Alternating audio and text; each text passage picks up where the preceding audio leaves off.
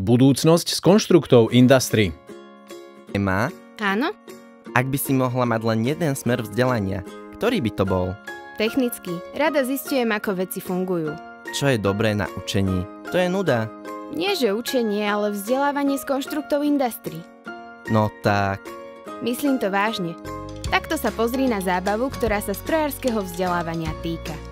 Pracuješ na projektoch pri výrobe a vývoji zariadení pre pneumatikársky priemysel. Aj vďaka tebe budú v pohybe všetky tie traktory, kamióny, autobusy, lietadlá a vlastne aj tvoje budúce auto.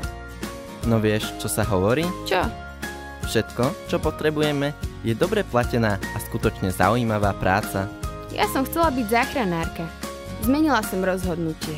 Budem strojárka. Medzi nami. Je to výzva, ale ako sa to týka peňazí? Strojárske vedomosti z učebne si môžeš vyskúšať v praxi počas platených brigád.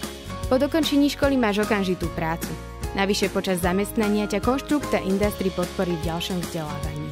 Zábava a zaujímavá práca. Slušný zárobok. Kedy podpíšeme prihlášku?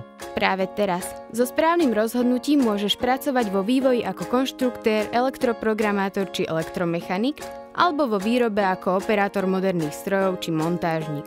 Len sa musíme poponáhľať, pretože odovzdanie prihlášok je takmer na konci.